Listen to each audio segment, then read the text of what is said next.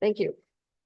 Okay, ladies and gentlemen, welcome. We'll call the meeting to order and we will recite the Pledge of Allegiance. Steve, would you like to lead us? Steve, Tannehill? You would like me to lead? Somebody. Please stand as you are able. Put your hand over your heart. Repeat after me. I pledge allegiance to the flag of the United States of America and to the republic for which it stands, one nation, under God, indivisible, with liberty and justice for all. Thank you. Okay, may we have the roll call, please? Thank you. For Chair Maggie Bird, I'm here. Commissioner Matthew Johnston, Here. Commissioner Gerald Abramson, Here. Commissioner Steve Weiss, Here. Commissioner Steve Tannehill, Commissioner Sean Colvin. Thank you. And for the record, Vice Chair John Cornell, Commissioner James Flickinger, and Commissioner Adriana Vondergraaf have been excused from this meeting, and we have a quorum for tonight. Okay, thank you. Let's see. Agenda review. I just wanted for the group chair and commissioners, remind there is a change to the agenda format tonight, kind of moving forward, being consistent with how our county board of supervisors do routine items to keep the flow going. We've created an additional consent item section. We have 4 items on tonight's agenda, and then we move into our typical regular agenda items. And for clarity, for those in the public, we have our normal public comment for items that are not on the agenda at all. And they will do a separate comment period for folks that want to comment on specifically the consent items. And then we move for a public comment for items that are on our regular agenda items as well. So that's kind of the breakdown. Again, to streamline, be consistent with how our board of supervisors do the routine items, you'll see. That's kind of how we have it set up. But other than that, it's normal and typical. Right, well, thank you. Okay, and then approval of the minutes from the July meeting. Anybody care to make a motion? So moved. Thank you. I will second. Thank you. Okay, roll call, please. Chair Maggie Bird, Yes. Commissioner Matthew Johnston, Yes. Commissioner Gerald Abramson, Yeah. Commissioner Steve Weiss, Abstain. Commissioner Steve Tannehill, Yes. and Commissioner Sean Colvin. Yes. Thank you. That motion passes with 1 abstention from Commissioner Steve Weiss. Thank you. And public comment period. Airport related comments. Chair Maggie Bird, we'll read out the script for that. To members of the public who wish to address the commission tonight with live public comments on any agenda item, please visit vcairports.org/meeting-calendar for participation instruction, streaming links, meeting IDs, and passcodes. In-person speakers present will be called upon first, followed by remote participants. Speakers will be called to speak after the agenda item is presented. For in-person public comment, please fill out the speaker card and submit it to the secretary before the end of the public comment period. For our remote participants via Zoom or telephone, please accept the prompt to be promoted to speaker and unmute your mic when it is your turn to speak. Members of the public are allotted 3 minutes per item or a cumulative total of 5 minutes for multiple items at a single meeting unless the time allotment is increased or decreased by the chair depending on the number of speakers. Please use your allotted time accordingly. We do not have anybody indicating they wish to speak on public comment. Okay, thank you. And the consent agenda, do you want to go over it, or I guess Thank you, Madam Chair. For the consent agenda item, we have items 6A through 6D. Right. And we're going to take a moment to allow the public to join remotely for public comments on the consent agenda. So by way of background, typically, the commission has the opportunity to take these all in one fell swoop, a motion to accept those after you go through public comment, or there might be folks that want further detail on an item, but that's typically how it goes. So we'll wait to hear if there's any public comment. I do not have anybody that's indicated they wish to speak on consent items.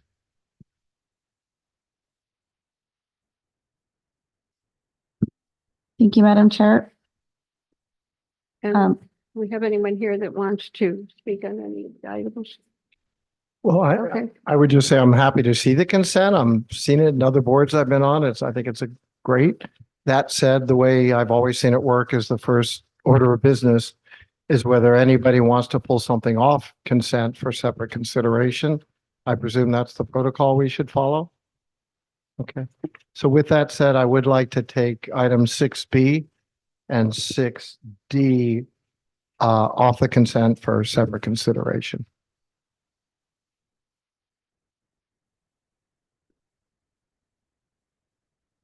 Madam Chair, that's up to you to decide if you would like to acknowledge that request from Commissioner Tannehill. And then you typically say, we will take those items off and then have a motion for the remaining items okay, after public comment Got it. for those remaining items. okay. Do I hear a motion for the remaining items? So moved, Steve Weiss. Thank you. A Second, Matt Johnston. Thank you. And Chair Maggie Bird, where would you like the items pulled from the consent agenda on the regular agenda, regular agenda? Oh, boy.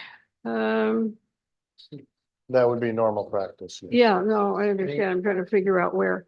It's the next. Yeah, let's do it in the order of what would come next. Okay. Okay. I'm sorry. Person priority. Okay, thank you. We will note that in our agenda. And this concludes our, we have no public comments.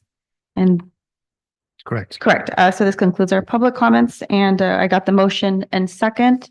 And we'll just need a vote for the consent items. Chair Maggie Bird, Yes, Commissioner Matthew Johnston, Yes. Commissioner Gerald Abramson, Nay. is that a no on all items? You're being asked to vote on what remains. on consent. That would be 6A and 6C. C. Those remain on the consent, so that's what we're voting. Oh, I'll say yes to that then. Okay, thank you. Commissioner Weiss, Aye. Commissioner Steve Tannehill, Yes. and Commissioner Sean Colvin. Yes. Thank you. The items 6A and 6C pass unanimously. what was that, A and B? Okay, so now we have to consider B and then we will consider B as separate items. Just like the old- Okay. No, which was it? Which were the ones, A and So C or A? E and D Oh, for boy. the items moved Wait a minute. to regular agenda. C and D. Yeah, I Okay. asked that B be considered as a separate item to get a presentation. Basically, it's a $2 million item where we're seeking $1.8 million of, grant tax money and then deploying $1.9 million. I consider the scope and scale of it sufficient.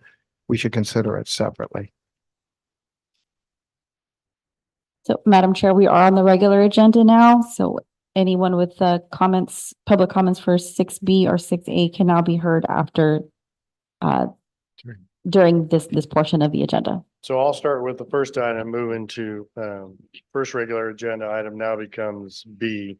So what you have here in the documentation we provided in the memo is a project that we've been talking about for years, has been on our capital improvement project list for years. And that is Camarillo Airport needs new runway, new connector, and new parallel taxiway repavement. So the first priority is the runway. And that's what this grant request is for, is to design that. It's about a $45 million project. Ultimately, we will be looking for funds to build it, but we start with design first. So I don't know if we have a picture of this item. So this is what you've seen in our, Aaron over the past few years has given an update. Again, the pavements are more than 40 years old. We've got to start with the design, and that's what this piece of it is. So any questions I can answer on that, but no surprises. And put in perspective is we are currently just started a week ago after the air show was to do the emergency repair of many of these areas, about a $3 million project. That's just to buy us time. Again, we're going to design and reconstruct this, but to get the funding and get the construction done, that's probably a 10-year project all in. So this is just to get the grant funding to help us pay for the design of that. Camarillo. Happy to answer any question. How does that interface with our current project of redoing the runway at Camarillo? Because what do we have, like 40 million for that? 44 million just for the runway, and that's reconstructing. That's taking it down, the asphalt off, redoing the sub base, all of that. What we're doing right now in the $3 million temporary emergency fix is just taking off the first couple inches, 2-3 inches, and putting down new asphalt. That's just buying us time. 6, 7, 8, 10 years is what we're expecting in the project we're doing. That's what we're doing for $44 million. No, what we're doing for $3 million right now, the 44 million is reconstruct. That's redoing the entire, again, So this would be done before the $44 million gets spent. we need this to tell us what needs to be done in that approximately $44 million project. Correct. Thank you. Okay, thank you. Any other questions or input? I'll make a motion to approve item 6B to seek 1.8 million in federal grants and deploy 1.9 million to Woolpart as provided for in our agenda. I'll second that motion. Okay, roll call, please. Chair Maggie Bird. Yes, Oh, I'm sorry. And for the record, we do not have any public comments for this item. sorry. Chair Maggie Bird, Commissioner Matthew Johnston, Yes. Commissioner Gerald Abramson, Yes. Commissioner Steve Weiss, Yes. Commissioner Steve Tannehill, Yes. Commissioner Sean Colvin. Yes. Thank you. That motion passes unanimously. Thank you. Okay, Now moving to the other item that was removed from the consent, item D. Approval of authorization for the Director of Airports designee to sign contract order number 3 amendment in the amount of $774,691 with security paving, reconstruction taxiway Foxtrot, renamed Alpha at the Oxnard Airport, raising the total amount from 17,538,294 to a total of 18,433,589. So in summary, and I think we have a project picture as well for this. So as you know, we in the last 4 years have redone the runway at Oxnard Airport. We followed a year and a half later with the connectors, and we are finally finishing up the parallel now taxiway Alpha at Oxnard. And in that, there was the opportunity to add some additional pavement. FAA agreed to that. It is a project we already had on our ASIP to do, but that pavement was the deterioration of that pavement was accelerated by those 3 projects because it was used as a haul road on the airfield during those 3.5 years. So we took the opportunity because we had some additional funding that the FAA was agreeing to do. And as you see in the orange, it's FAA fundable areas. And then the magenta color is areas that we Airport Enterprise Fund will fund directly. Well, we've already mobilized the company. They're there, cost savings. Again, our tenants growl at us on a regular basis, have already years ago to get this pavement redone. So the opportunity was there to get it done in the cost savings because the company's already mobilized.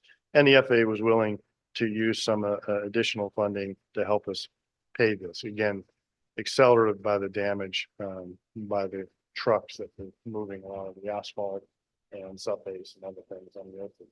So again, the center of the airfield is where the tower is, and you see this is kind of to the west of the airport.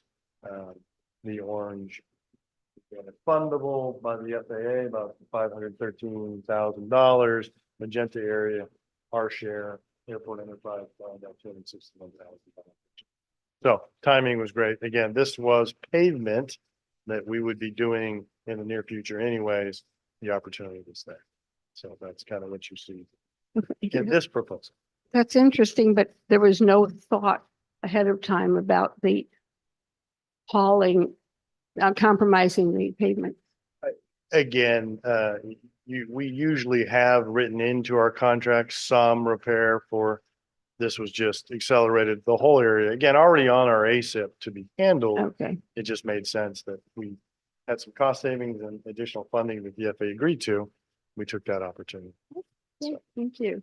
Any other questions?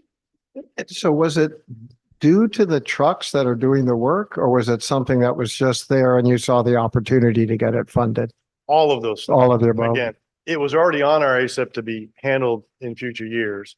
It was accelerated by the amount of truck usage. And they agreed to fund it now. It made sense to, again, from a cost savings. We don't see things getting cheaper in the future, surprisingly. We're hoping for that, but that's just not what we're seeing over the last. Okay, and none of that's on the contractor. Is that Again, correct? some of that is in the contract repairs, but again, in the end, we all pay for it. They didn't do anything wrong, if that's what you're asking. That's kind of It's what I'm getting normal at. Were wear the and things tear. they could have done to mitigate that they didn't do, that somehow this bill is somewhat, Trucks filled with, and if you can imagine, having a few airplanes go over pavement, our pavements usually last 20, 30 years. That's not what you see on a roadway. They get beat up by the kind of traffic, that vehicles and trucks put on them. We just don't see that normally. So that's where it gets accelerated. And you just don't know what it's going to be. Thank you. Okay, now we can go to the regular agenda. I'm sorry. Chair Bird, for the record, we do not have any public comment on this matter, and we will need a vote. A motion and a second and a vote. Oh, okay. Anybody propose a motion? I approve of the authorization to Director of Fire Force Disney to sign a contract order number 3, the amount of $774,691 with Security Paving Company Incorporated for the reconstruction of taxiway Oxtrot, which is now Alpha. Okay, I hear a second. I second Steve Weiss. Okay. Thank you. And we'll do a roll call for that. Chair Maggie Bird, Yes, Commissioner Matthew Johnston, Abstain.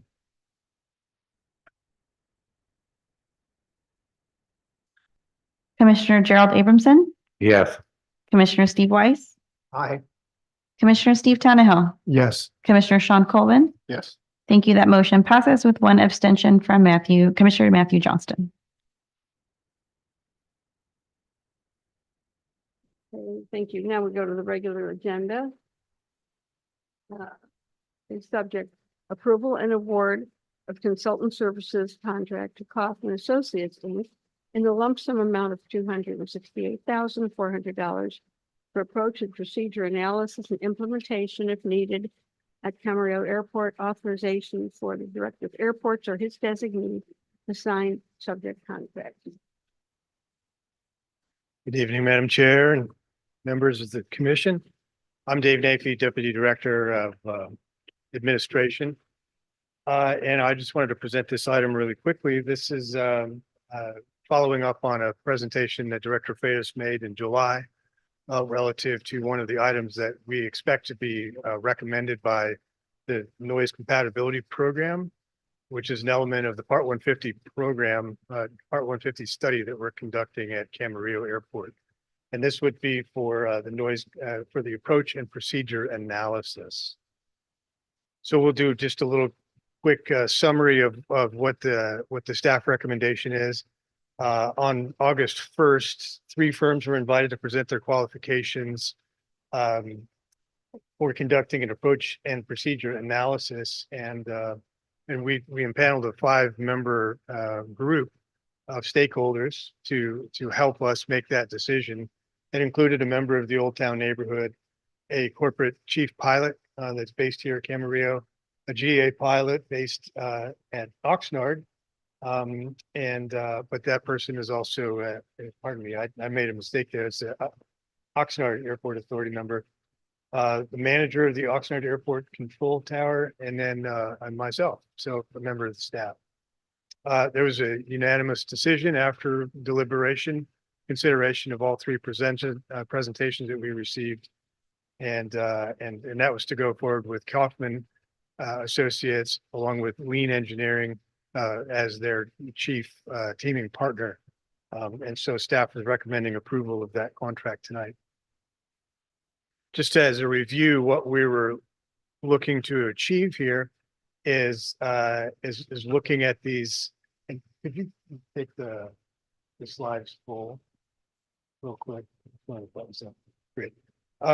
We're looking to examine whether or not we can move the final approach course from going directly over Old Town to see if we can nudge that to the south so that all of the charts reflect that. And so pilots approaching Camarillo Airport would be on a different track, not directly over the neighborhoods. And so that would be for published approach charts. And that would be for the lateral portion of it. So sidestep a little bit. But we're also looking at the ability perhaps to raise the final approach course angle so that they're higher as they go over the neighborhoods, or some combination of both. But we need a little bit of help. We need some technical assistance from an experienced firm that's capable of doing these things. And Lean Engineering is just that group.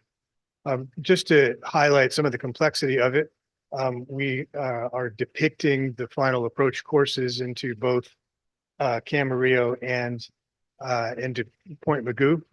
So you can see that it's a complicated piece of airspace, and we need to be coordinating with DoD and FAA, et cetera.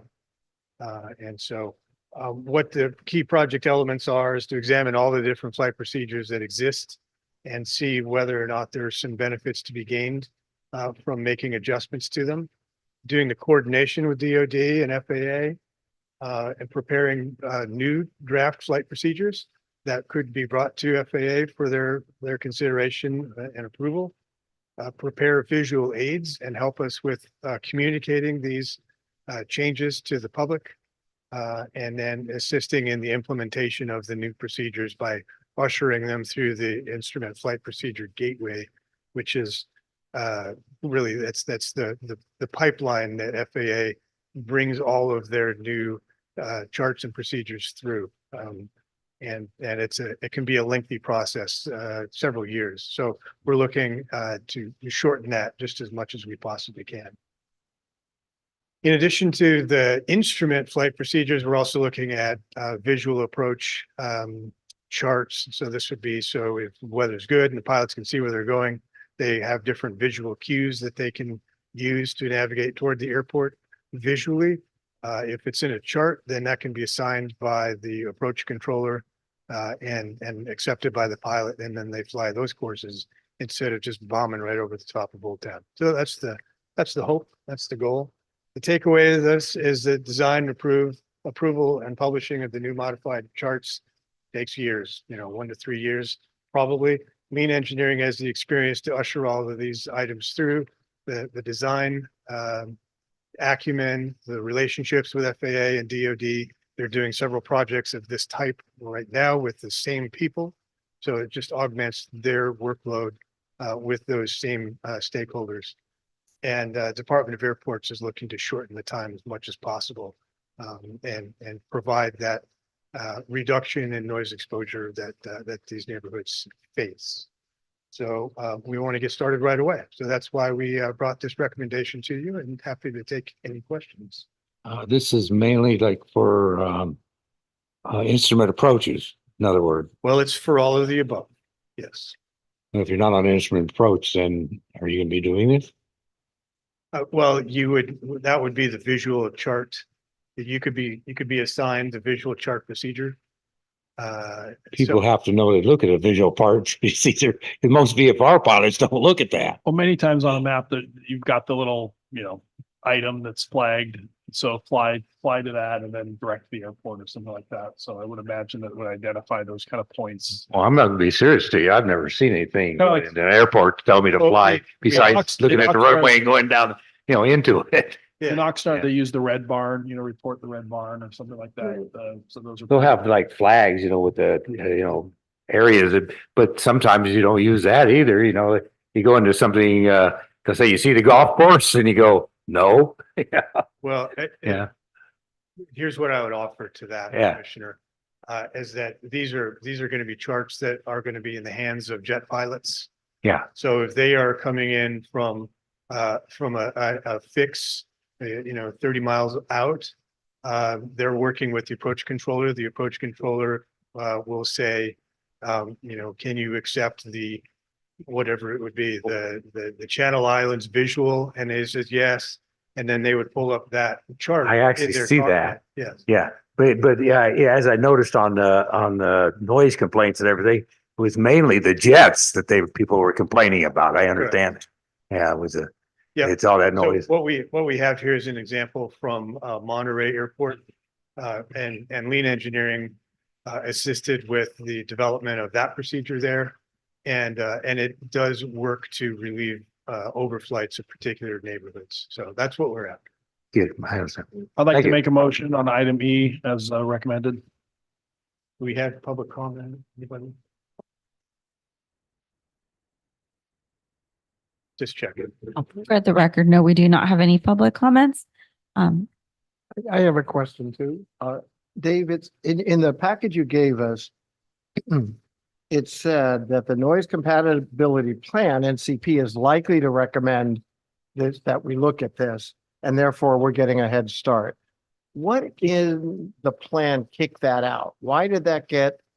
I mean, I think it's a wonderful thing, and I think the team you put together to do the evaluation and pick the consultant is great. I'm very impressed by all this. I'm just curious, what in the NCP kicked this out to say, hey, you need to look at alternatives here? Well, I'd say professional judgment. I think we're kind of looking into the crystal ball. We can see that the top types of comments we receive is, why do they fly over the top of us? Why can't they fly over the agricultural fields? And so we bring that to our consultant group and they say, you know what, that's a great thing for us to study. And so we look at each other as a team and we go, well, why not just get started?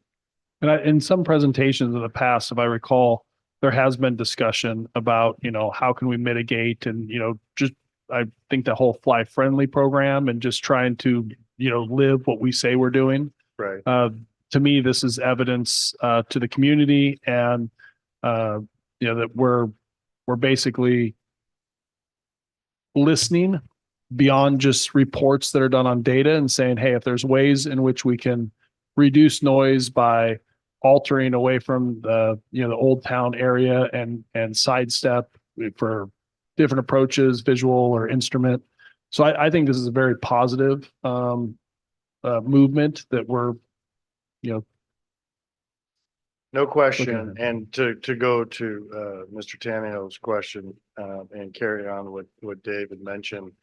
Specifically, we've gotten correspondence from the city of Camarillo, our own board of supervisors, and at the previous airport authority meetings, asked us to come back with what they thought, touching what Dave talked about, what we thought would make the most impact if we were going to expedite a piece of what we saw coming down at us, what would that be? And that's this. So we kind of move forward with all of that input and direction moving forward. What thing could we do that we thought was most impactful? And that's what you see in this result. Yeah. I'd like to second that motion. Oh, yeah, right. Okay, we have a motion on the floor and seconded. Thank you. And again, for the records, we have no public comment. For the roll, Chair Maggie Bird, Yes, Commissioner Matthew Johnston, Yes. Commissioner Gerald Abramson, Yes. Commissioner Steve Weiss, Aye. Commissioner Steve Tannehill, Yes. Commissioner Sean Colvin, Yes. and thank you. That motion passes unanimously. thank you. Um. We're on F. Receive and file a presentation by County of Ventura Assessor's Office regarding possessory interest assessments.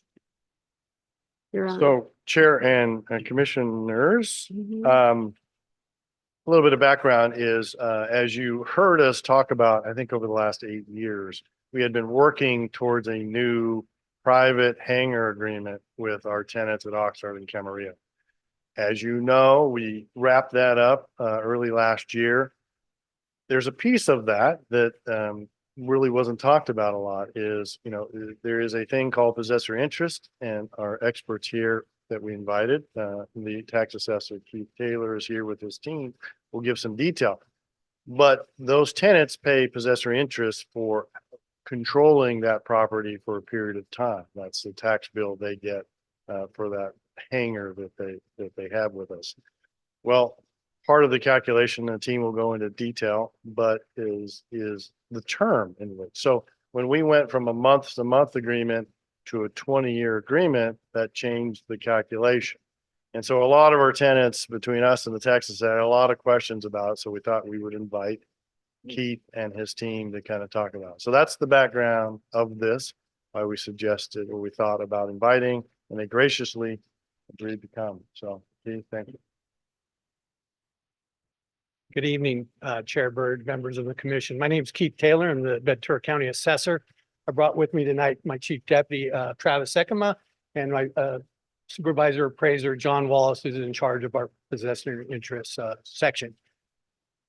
We're happy to be here tonight to give you some insight in how possessory assessments are assessed at the county-owned airports.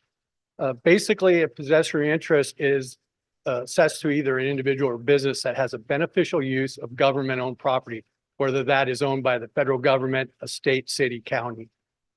We follow guidelines with the Revenue and Taxation Code and rules and guidelines from the Board of Equalization. Just to give you a little insight about possessory interest, not only to the airports, but again, any government-owned property. So we do possessory interest at the Port of Hueneme. Channel Islands University has some. And of course, the slips, boat slips in the harbor are also assess the possessory interest for that slip. So with that, I'll let Travis give you the presentation, and we'll be here to answer any questions after he's done. Morning, commissioners. I know you're so excited to learn about possessory interest and today. We're not going to go over all the details. So one thing I want to carve out, but it has information. Staff is always available. Answer the phone, take numerous calls, and give some clarity to this sometimes complex situation. So the first thing I want to begin with, just kind of overview, we're going to talk about the term of the possessory interest. How does that impact the assessment? Talk about the great supplemental assessments that came along with Proposition 13. That creates some challenges because people are like, why did I get this bill? What is this assessment? Kind of give you some pointers of where the resources are. California Constitution, Revenue and Taxation Code, obligated by the Board of Equalization that we're required to follow from that standpoint. And lastly, our contact information, not just us, there is an appeal board that hears cases regarding possessory interest. There's also a taxpayer advocate office with the Board of Equalization. So if they, hey, the assessor's not treating me fairly, the Board of the Assessment Appeals Board's not treating me fairly, there is another avenue for them to go down. Hopefully they don't have to do that, but the option's there. So to begin, possessory interest. Of course, you guys have all owned a home ever or any other property. You're used to getting your annual tax bill. You own the property in fee. The unique part of interest, it is a term of possession. So it's a finite duration. You don't own it forever, right? So when we're valuing the taxable possessory interest, with all everything else being equal, the longer the term, the higher the value. So if I told you, hey, Commissioner Byrd, you're going to have this property for 20 years, or you have it for 40 years. It's going to be assessed more at 40 years than 20 years. That's a fact. You have a right to possess the property for a longer period of time. It's more valuable. That's just a cardinal feature of that. So what we have to do, and the rule promulgation for when we do possessory interest, we have to determine what's reasonably anticipated. What's the reasonably anticipated term? We have to determine that. And so there's a couple of things we do. So the first thing we do is there a lease or an agreement with the state, city, county, or agency. Term, we're required to use that stated term. And that stated term includes options. So if it goes, hey, I have a 20-year term with a 10-year option, we have to use that 30-year term. That's just a fact. That's what promulgation says. That's what we have to use.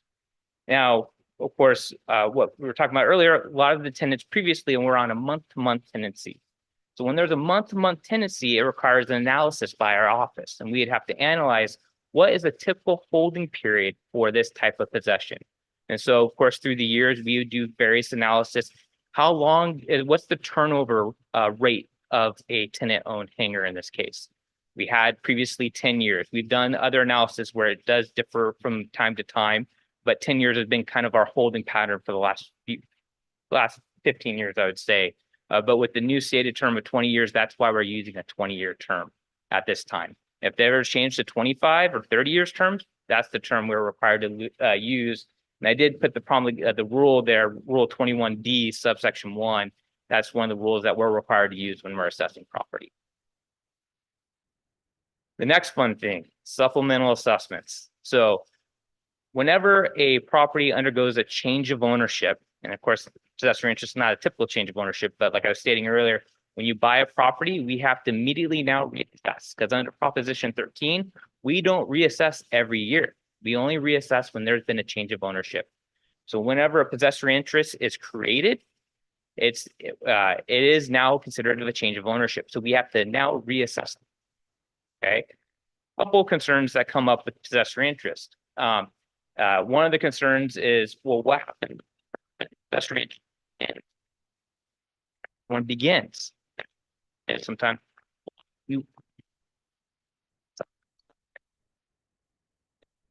look at not the property, looking at possession of the property. And so one possession in and begins. So there's no offset. We look at possessions. One kind of example that I didn't put on here, I say the county, and there was a rafting that could go down it to take travelers on a rafting business or a rafting tour, basically. Well, you could have multiple rafting tour companies use that river, and they're all going to have different possessory interest tax. That's not double taxation because we're assessing their right to use that property during a period of time. They might not overlap from that standpoint. So this is somewhat complicated, can get very complicated, but the state has, opined on this position. There has been surveys done of counties, and that's the recommendation that we're following. So this is not a county of Ventura rule. This is a state of California rule that all assessors through the state of California have to follow. So lastly, some resources. Like I said, we have a handbook that the Board of Equalization puts out talking about possessory interest. If you're ever bored, go have a fun read. Ready for bed, have a fun read. The other thing is talking about supplemental assessments. The Board of Equalization has a good web page, as well as our office web page, talking about supplemental assessment for possessory interest on the Board of Equalization. So there are cases that come up where there is not clarity in the Constitution or the Revenue and Taxation Code. So there are court cases that help clarify some of these positions that we now have to follow. Lastly, as I stated, there's contact information. We're ready all the time. Yeah, Keith makes us all available to answer phones. We have emails. They can call, email our office. They can come and visit our office. We always have staff available to answer anybody's questions at any time. So that's always available. If anybody ever has a dispute regarding their assessment, they can appeal with the corporate board. They have actually an online filing for an appeal. It's very easy to do. They can do that through the website. Actually, we have California Board of Equalization, the taxpayers' rights advocate. This is just another oversight mechanism to make sure assessors as well as the whole property tax administration is being fair to the taxpayer from that standpoint. We might went over a lot of details pretty quickly, but we at least want to be present to be able to talk to you guys about it. If you guys have any particular questions, I can help answer. But one thing I can give you a recommendation, if you have any tenants that have questions, tell them to contact our office. So thank you very much, and I welcome any questions. Oh, thank you. Mind boggling. I have one quick one. Yes, In your example on the direct income method that you use, there's a discount rate. you've read the handbook. No, Yes, but I read your, Yeah. but yeah, the discount rate you've got is 10% in there. Is that just an example? How do you calculate the discount rate that you? yeah, that was just an example. So we do various studies. So there's various rate studies that we get through the market. Not just our own internal information. We have properties that buy and sell in the county, so it helps us determine capitalizations rates. But we do get studies from various organizations to help us determine that. Use, That 10% was merely just an example, just picking it. It's an easy round number. thank you. Thank you.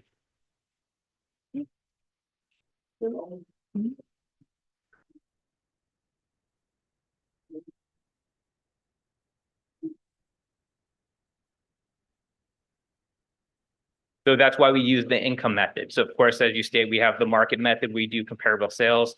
We have a cost method. We can determine what the cost it is to build the property, acquire the land and build the property. Then we have an income method, and that's what Commissioner Tannehill was speaking to. We have this direct capitalization process where we go, what is the annual rental income for that property? And then we call discounting, because of course, if I pay $1,000 in 10 years versus $1,000 today, if I told you I was going to give you $1,000 in 10 years, it's not worth $1,000 today. It's worth way less because of course, inflation and be able to invest that money. So that's where we look at the capitalization rate to discount that amount. Exactly. The rental, yeah, the rental fees as you get, they do adjust those are the market rent. So we do utilize the market rents to determine that. The capitalization rates where we need to determine from the market. But you're correct. Say there was a lease on a property that was not at market rent. What we would need to do is find a market rate, rental rate. So we have on this airport some longer term tenants. One example, I believe Sun Air Jets is out here, right? And they have a long-term lease that got negotiated many, many years ago. The rental rate might not be market today. We'd have to analyze that. And so that's something that we have to analyze as we do a change of ownership. Is the rental rate being paid at that time the market rate? Thank you very much. You're welcome. Thank you all. And like I said, I just want to reiterate, if you have a question about your assessment, we're here to help answer. We understand this is not simple and straightforward. It can be a little complicated, but we want to try to do our best to give the clear answers to everyone that needs them. Well, that's very appreciated. Thank Thank you. Thank you all. I appreciate your transparency in all this. Thank you, sir. And for the record, we have no public comment. Which one are we on? We on G? Anybody know where we are? Gee. G, okay. That was just a receive and file. Right. So yes. Oh, there, okay.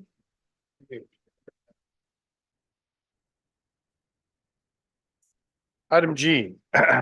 This is an item that we have talked about many times.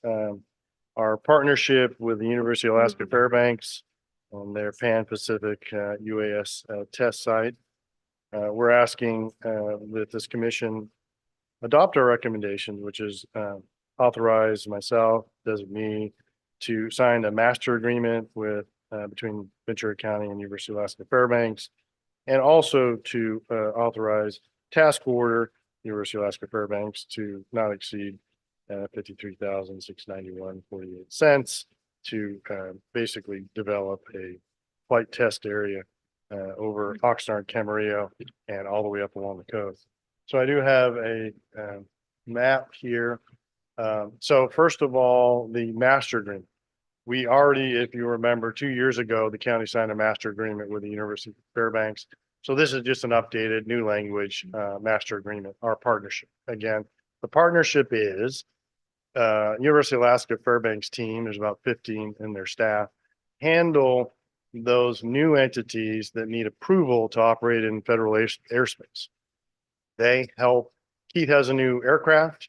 You've got to get approval for that new aircraft to fly in federal airspace. So they would help with something called a COA, certificate of authorization, to fly in the airspace. They would handle that. So a new entity has a new aircraft. They help that. We, county, we have space. We have things called airports, office space, hangar space. That's where they would operate and do their business. So the new agreement helps establish that relationship. And then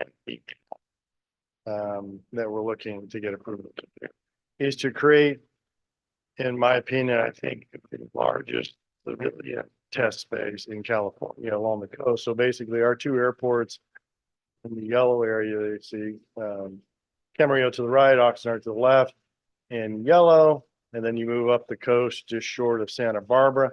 That whole box there is about 500 square miles. That would allow, again, companies to do testing in an airspace, which helps us attract those kinds of companies to our facilities. So they would help us, the University of Alaska Fairbanks, and this task order would help set that up. It's the setup is first doing the analysis. Is the airspace clear and safe to do those kinds of testing? Then it's having their staff come out and do a site visit with us, training our staff, because there's reporting requirements. Anybody doing testing has to submit documentation every time they fly. We submit it through the University of Alaska Fairbanks. And that's what we get for basically 2 years to keep that operation. And again, it attracts companies. We talk to companies all the time that would like to do this kind of testing in this area. If you think about all the startup companies that are in the LA basin, they can't do this kind of testing because of congested airspace. LAX, Burbank, all the airports in the LA basin, Long Beach, it's too congested. So they have to kind of come out in this area. So we'd be attracting those. Lastly, you've heard me talk about the Jetsons are coming when eVTOL, electric vertical takeoff, the air taxis come our way. And they will be coming again, the Olympics coming in 2028 will be right for us in this area. There is not by coincidence that we're just short of the Santa Barbara airspace. Ultimately, this is a test area. We'd like to see corridors between us and Santa Barbara, us and LAX created similar to what you see here. That's ultimately what we would plan to do in the next 4 years as that demand happens. Would there be altitude restrictions or? Yes, all of this, that's a box. So it is altitude restricted top and bottom along with, the lateral dimensions as well. So, questions, public comment? I'm not sure which you would like to ask first. Happy to answer any questions you have on this. Do we have any public comments right now? We do not have any public comment. Like to move on item G as recommended. I'll second. Thank you. I'll second. Third, so With, that was Commissioner Tannehill second? Yes. Okay. And, we'll do a vote for that. Chair Maggie Bird, Yes, Commissioner Matthew Johnston, Yes. Commissioner Gerald Abramson, Yes. Commissioner Steve Weiss, Yes. Commissioner Steve Tannehill, Yes. and Commissioner Sean Colvin. Yes. Thank you. That motion passes unanimously. you're on. Good evening to you all. My name is Jeanette Harigi. I am the Communications and Engagement Manager for the Airports and Public Information Officer. I'm pleased to be here this evening to present our 10th series of stories that put a spotlight on local aviation. These stories highlight the many unknowns of the airport, the behind-the-scenes work made possible by the day-to-day operations of Camarillo Airport and Oxnard Airport, work that makes a profound impact on the communities we serve. Tonight's story focuses on the Ventura County Aviation Unit, which is made up of a partnership between the Ventura County Sheriff's Office and the Ventura County Fire Department. The Ventura County Aviation Unit was established in 1971 when county executives recognized the critical need for air-based emergency response. The county acquired one used Bell 47 helicopter and began serving Ventura County residents. It took many years for the aviation unit to expand, and by the 1990s and early 2000s, the unit acquired several additional aircraft, almost all of which were purchased used and required an investment to build back up to become airworthy and ready for the intense needs of the unit. The stories behind each aircraft are as impressive as the missions they fly each day. Copter 6 was originally purchased by the United States Air Force in 1973 and was purchased by the County of Ventura in 1993 for a mere $7,000. Copter 7, which was sold by the County of Ventura just a couple years ago, was used by the United States Forest Service and was originally flown in combat during Vietnam. Copter 8 was found wrecked in a Colombian jungle, no fatalities, and was purchased by the county for $30,000. The original Copter 9 was also a military helicopter and was recently replaced by the new Copter 9, which is the first brand new aircraft acquired by the County of Ventura. With 2 engines and a system that runs almost entirely by computer, it is the only aircraft in the fleet that is IFR or instrument flight rating capable, which makes rescues in poor weather conditions feasible. Unfavorable weather prior to the purchase of the new Copter 9 made it impossible for the aviation unit to fly for any type of response. Copter 3, which is a Bell 206, was also purchased used and serves as the law enforcement side of the aviation unit because of its high definition infrared camera and video capabilities. 2 Blackhawks turned Firehawks round out the fleet, each carrying tanks that can hold 800 gallons of water and a small rescue crew, depending on the need. Covering all-terrain aerial needs from the borders of Los Angeles, Santa Barbara, and Kern counties to Anacapa, San Miguel, and Santa Cruz Islands, the aviation unit is readily available throughout the year for calls related to water rescue, mountain rescues, medical evacuations, search and rescue, and firefighting. With water tanks ranging in size from 375 to 800 gallons, the daily training operations, the unit is sometimes called in for mutual aid from neighboring counties whose aviation units are not as robust.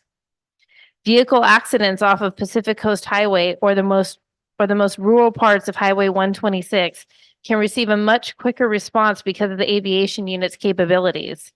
Water or medical rescues off the islands would take a boat sometimes 2 to 3 hours to respond to. The aviation unit can respond in 15 to 20 minutes. And when the terrain of a mountain rescue doesn't allow for one of the copters to land, the unit is prepared with a hoist. The crew aboard a Firehawk for a medical call is a story all its own. A rescue ship, as it's called, carries a pilot, 2 crew chiefs, and a paramedic or doctor, and are equipped as an ALS or advanced life support aircraft. As for the paramedics and doctors on board, they are all volunteers who rotate service on their off time. Firefighting efforts might arguably be the most noticed work of the aviation unit. With an increase in fires in Ventura County, often in the hillsides and nearby mountains, the aviation unit works tirelessly to combat these fires before they threaten residential communities. The aviation unit logged 1,200 flights for 2023 alone, including 93 water rescues, 82 medical patient responses, 189 trauma patient responses, 54 hospital transports, and 69 flights for fire, all made possible by the close proximity of their base at Camarillo Airport. From what began as a small operation with a single helicopter to what is now a full-fledged multi-unit operation, the Ventura County Aviation Unit has forever changed the landscape of local emergency response in a way that literally means the difference between life and death. The Ventura County Aviation Unit welcomes visitors and youth interested in learning more. For information, visit the division's section of www.venturasheriff.org. Thank you all. Thank you. And are all these based in Camarillo? The copters are, yes, Oh, yes. Thank you, Chairperson. This is a receive and file, and for the record, we do not have any public comment. Are there any other questions? from the Commission, okay, sorry, go ahead.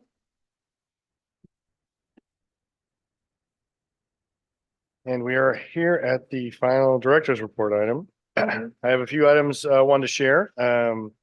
Casey, our new deputy director, was gracious enough to represent the Department of Airports at an event, the 146th Airlift Wing Celebration that was on August 4th. He and his family represented the airport in that Air National Guard and their C-130J unit, the Hollywood Guard, and marked their 100th year ceremony celebration.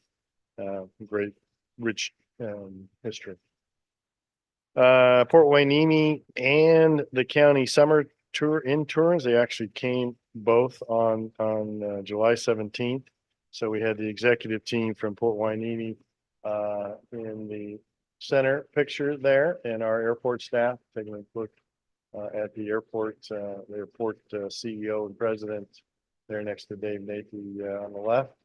And then the students with Ventura County doing a tour at the airport and various locations within the county. There's a picture there that looks like it's Sun Air or it's Air 7 was gracious enough to show their hangars. Just want to share Clear the Shelters event coming up Saturday, September 7th. Between 11 and 5 p.m. here. They have their facility here at Camarillo Airport. Again, Saturday, September 7th, 11 to 5 p.m. Upcoming Part 150 noise meetings in October, save the dates. So we just, Jeanette has sent out the notices. Camarillo Airport, Monday, October 7th at the Ventura County Office of Education, starting at 6 p.m. And then for Oxnard Airport, the following day, Tuesday, October 8th at 6 p.m. held at the Courtyard by Marriott in Oxnard. And then the last item is Aviation Career Day, member of Air Force West Hangar, scheduled for Friday, October 18th, 9 a.m. to 1 p.m. Students will be provided an opportunity to walk and talk aviation with professionals, explore various aircraft, and enter glider flying contest with prizes. So that's what I have to share. Thank you. I have a question. Do we have any information yet on statistics from the air show? We do not. Again, preliminary statistics was the attendance was about 13,000 attendees. So not as high as they had, say, 2 years ago, which was closer to 21,000. Wow. But there's also a calculation because last year's Sunday event was rained out and had carryover tickets, and so how that all Okay. fits into this. It sure seemed more crowded than usual. It was a well-attended event and It was a very well great liked. event though. So if there's a way of thanking everybody who was involved, I would appreciate that. Well, and probably the best statistic, at least for Jeanette in this room, was we probably had 3 noise complaints for the That's all. 2 days thereabout. I don't know, 2 days. So, Yeah, good. and animal services department seemed to be okay with the changes that were made. So that was good to hear all the way around. Yeah, I would just say anecdotally, a lot of the people I saw there had tickets from last year that they were now using. I don't know if that's in your. That's attendee what I'm number? saying, that I Yeah. think that's in the mix of those numbers Right. for sure. Great. Well, thank you. Any other questions, comments? Okay.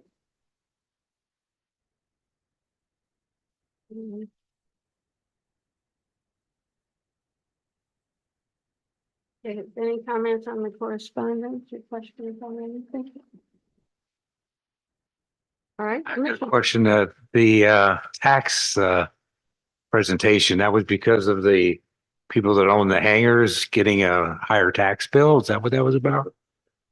Yes, in clarity, that we airport department and the tax assessor office were getting calls and questions about that.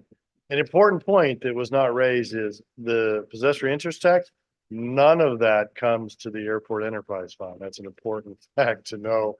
That goes to the county's general fund.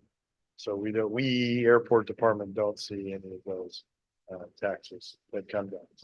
To that point, Jerry, do you know if it's the case, if someone was on a month to month, they still had to you know, what I'm trying to say. They Yes, still that got was it. taxed on a month to Yes, month. that was the calculation they were talking about in the average, So the it 10 just changed the years. calculation, but it's not a new tax they weren't paying before. Right, yeah, in rough estimates, some of the tenants I've spoken to, they saw an increase of about 13%. Going from the month to month calculation to a 20-year calculation. I've heard about the same thing over at another facility. It was the same thing, kind of. The Yes, county came out and said, hey, you owe us all this money. yeah. Yeah. Yeah, they need money. Any other questions or comments from the commission? I like to make a motion that we adjourn. I'd like to hear that. Thank you. We're adjourned at 7:31 PM.